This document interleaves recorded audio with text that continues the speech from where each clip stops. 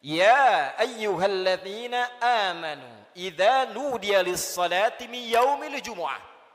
Hei seluruh orang-orang yang beriman tanpa kecuali. Panggilannya menggunakan kata alladzina, disebutkan sebanyak 1080 kali dalam Al-Quran, menunjuk kepada objek tanpa batas. Besarkah, kecilkah, tuakah, mudakah, sepanjang punya iman. Diawali dengan kalimat ayyuha. Ayyunya munada, haknya tanbih, penguat, pengingat.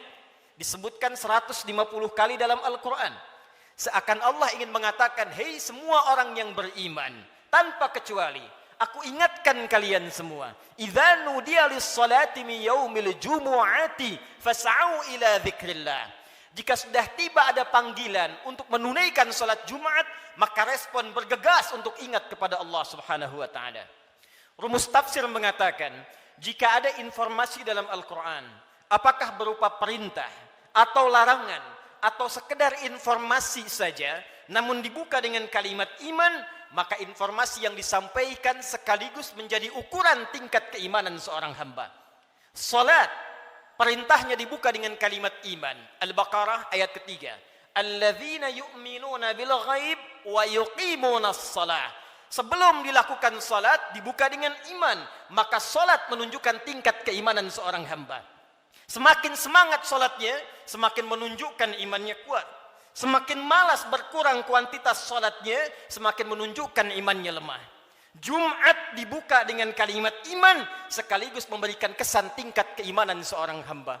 Alhamdulillah, dari sekian Jumat yang pernah kita tunaikan, sampai detik ini kita masih diakui beriman kepada Allah Subhanahu wa taala.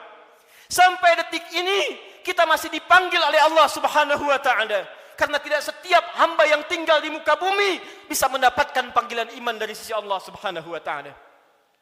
Namun hadirin, dari sekian Jumat yang pernah kita tunaikan, yang mempertaruhkan keimanan kita di hadapan Allah Subhanahu wa taala, berapa Jumatkah yang telah berhasil kita lalui dalam pandangan Allah Subhanahu wa taala?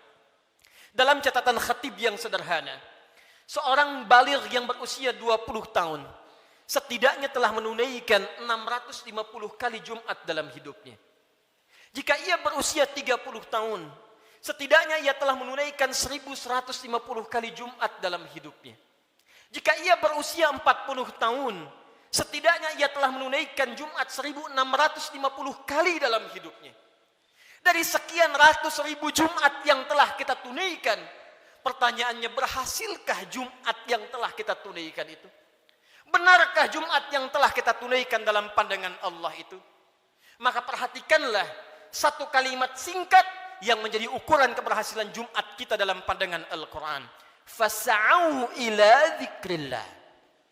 Fas'au ila dzikrillah. Jumat yang benar itu, kata Allah, bukan Jumat yang sekedar datang untuk formalitas, datang untuk sekedar duduk, mendengarkan khutbah, kadang-kadang mengantuk, bahkan ada yang tertidur lantas pulang begitu saja. Bukan itu yang diinginkan, kata Al-Quran. Bukan Jumat seperti itu, kata Allah, yang didambakan. Fas'au ila dzikrillah. Sekian pekan kita menunaikan Jumat, ratus dan ribuan kali. Tujuan utamanya dzikrillah. Dzikrillah. Dzikrillah. Hadirin, kalimat zikir dalam Al-Quran setidaknya ketika diungkapkan oleh Allah Subhanahu wa taala secara umum memiliki dua makna utama. Zikir pertama adalah keadaan yang mampu mengingatkan kita kepada Allah, yang dengan ingat itu terdorong kita untuk meningkatkan ibadah kepada Allah Subhanahu wa taala. Karena itu segala jenis ibadah dalam Al-Quran dinamakan dengan zikir. Kita menunaikan salat, salat disebut dengan zikir oleh Al-Quran. Quran surah ke-20 Taha ayat yang ke-14. Allah berfirman, innani anallah la ilaha illa ana fa'budni wa aqimis salata li dzikri. Sungguh akulah Allah, Tuhan yang paling hak. Tidak ada Tuhan yang layak dipertuhankan, disembah selain aku, kata Allah. Fa'budni, maka sembah aku. Bagaimana caranya ya Allah? Wa aqimis salah, tunaikan salat li dzikri, sebagai bagian zikir kepadaku, kata Allah. Jadi saat kita menunaikan salat, itu adalah zikir kita kepada Allah Subhanahu wa taala. Kita datang menunaikan ibadah Jumat. Di Jumat diberikan tausiah, di Jumat diberikan pengingat, di Jumat diberikan wasiat meningkatkan takwa. Di antara ciri takwa yang pertama adalah semakin banyaknya kita meningkatkan ibadah salat kita kepada Allah Subhanahu wa taala. Dzalikal kitabu la raiba fi hudal lil muttaqin. Siapa orang takwa ini? Alladzina yu'minuna bil ghaib wa yuqimunas shalah.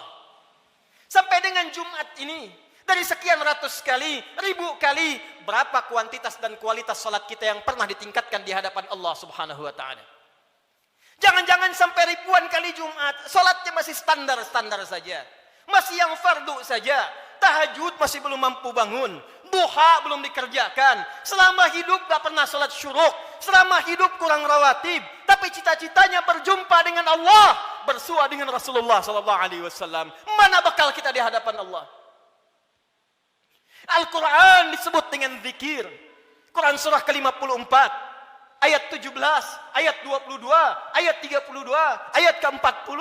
Walaqad yassarnal Qur'ana lidzikri fahal min muddakir. Sungguh kami telah mudahkan Al-Quran. Sungguh kami telah mudahkan Al-Quran. Telah mudahkan Al-Quran untuk apa? Lidzikri. Untuk dijadikan zikir kepada Allah Subhanahu wa taala. Bacaan Quran itu zikir. Karena itu ketika Anda baca Al-Quran, Anda merasa lebih dekat dengan Allah Subhanahu wa taala. Mempelajari Al-Quran itu zikir. Karena itu ketika Anda mengkaji tafsir Al-Quran, bukankah Anda merasa lebih dekat dengan Allah Subhanahu wa taala? Menghafal Quran itu zikir. Karena itu para penghafal Quran semakin dekat keadaannya dengan Allah Subhanahu wa taala. Dari sekian aktivitas kehidupan yang telah kita lalui sampai dengan detik Jumat ini, berapa banyak Al-Quran telah kita hidupkan? Berapa banyak Al-Quran telah kita bacakan? Jangan-jangan Jumat ini pun belum sempat baca Al-Quran. Jangan-jangan telah berlalu sekian hidup kita belum sempat menghafal Quran dengan baik. Salat belum dimengerti bacaannya. Puluhan tahun salat tidak mengerti apa yang dibaca dalam salat. Mau sampai kapan? Bagaimana salatnya bisa khusyuk kalau tidak paham apa yang dibacakan?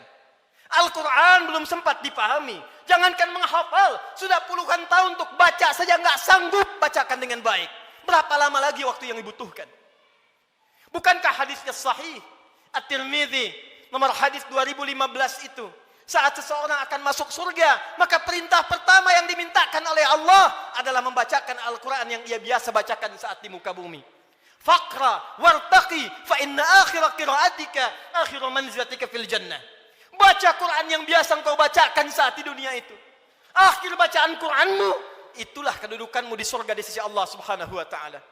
Karena itulah perhatikan anak-anak di Palestina dengan keadaan yang sangat terbatas. Anak-anak di Libya dengan keadaan yang tidak mudah. Karena cita-citanya menghadap Allah dalam kebaikan surga tingkat tertingginya. Mereka berlomba menghafal Al-Quran. Alhamdulillah di Indonesia sekarang anak-anak kecil sudah menghafal Al-Quran.